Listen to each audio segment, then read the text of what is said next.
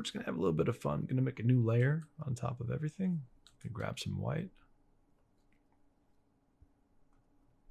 And grab our soft round airbrush and put a nice little reflection as if it's kind of glossy. So just on the bevel over here, and carefully just put a bit of a white glossy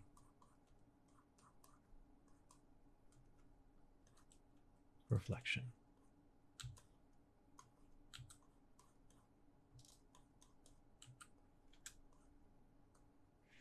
It's just a fun little additional thing to kind of imply a bit of material.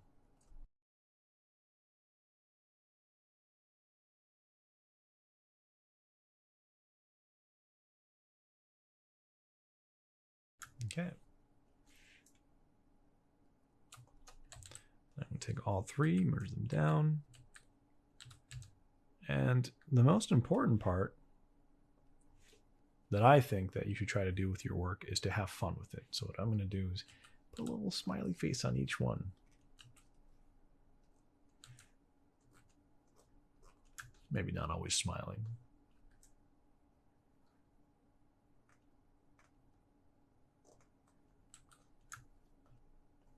Very cool. Now what you could do is make a new layer, put it beneath everything, grab that airbrush, set it to not black, but let's grab that background color and go halfway to black on that so we get the accurate value for the shadow. And we're just going to put what's called a contact shadow between the cube itself and the ground that it's sitting on.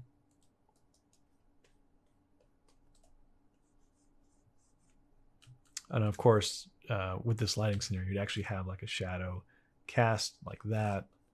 But I think that would be for like a different rendering course, because mapping out shadows requires a prerequisite kind of perspective class.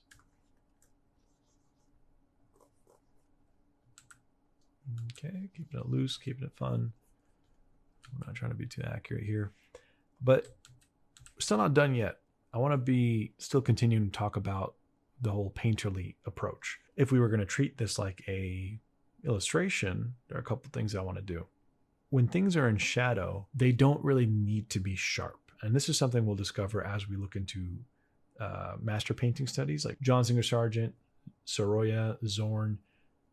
They kind of treat shadows as though they're supporting characters of the things that are being shown in light.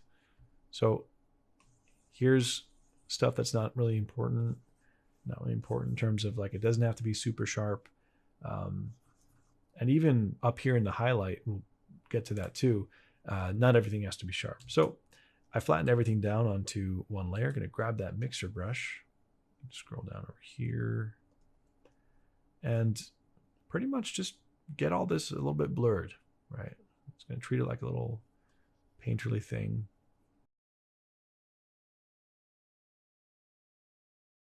Especially down at the edges. Let's get that all nice and obscured.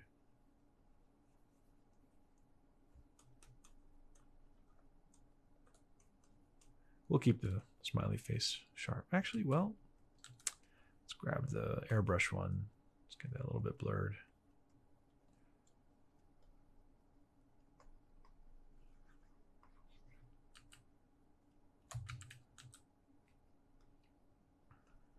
Same thing here, but not as much as the darkest part.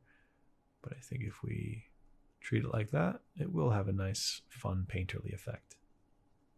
Okay. Feel free to be expressive with this and kind of let things go this way, all wild and stuff.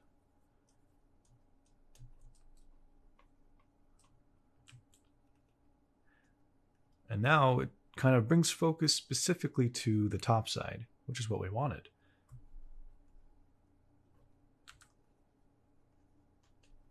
Now over here, this whole edge is pretty sharp.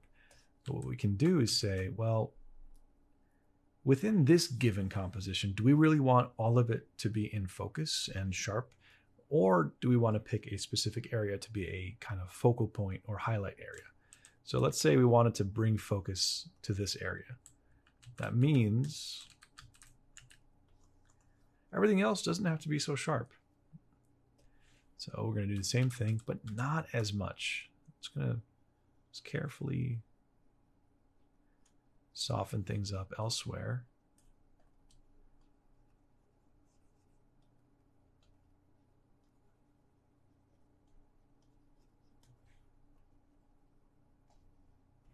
I'll leave some of the edges kind of sharp here and there.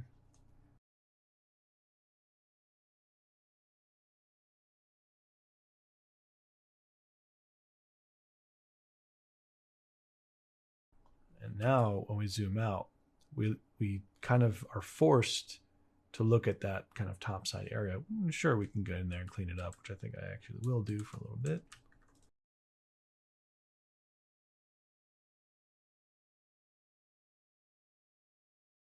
So I'd say do that same thing for all three of these and see if you can come up with a different way to bring focus, maybe even into the shadows. Blur everything but the shadows. So there are kind of rules, but they can all be broken. Now, if you want to take it one step further, what you can try to do is make a new layer and draw an outline between all the cubes. So like a white outline like this, as if you're kind of painting on the cube, literally a white strip.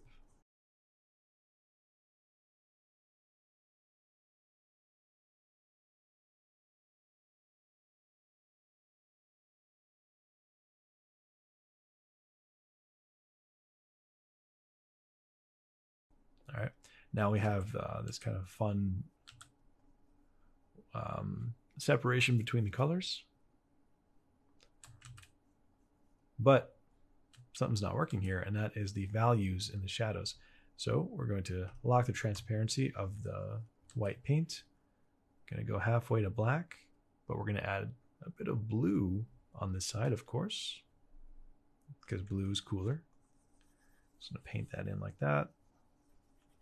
And then go back to the base and go 25% way to black, but make it a little bit yellow.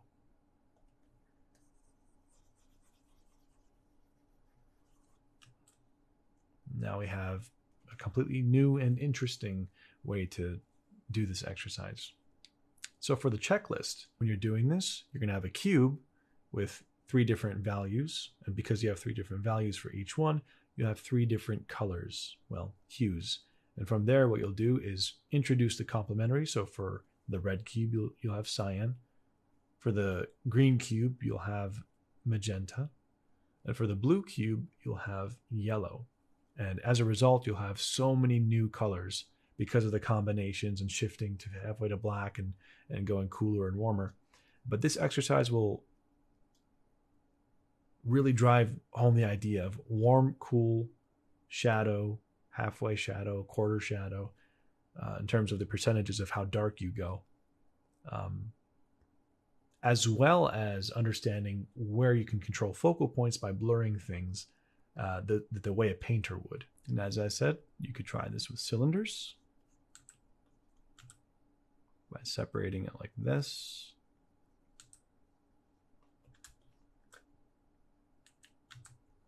You could try it with spheres, which might be a little bit more challenging because the sides aren't as clearly distinguished. It's more about your understanding of gradation, but you would have to subdivide a sphere as if it was like a pool table ball, cue ball, or whatever that stuff is. So you can do the sphere.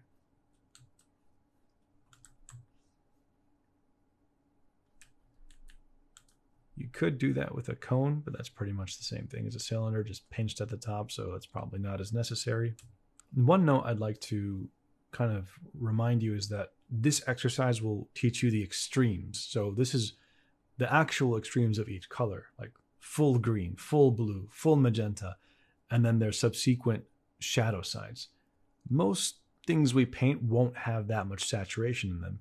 But if you can understand it at an extreme like this, you'll know that there should be some kind of relationship, even if the saturation is not so obvious.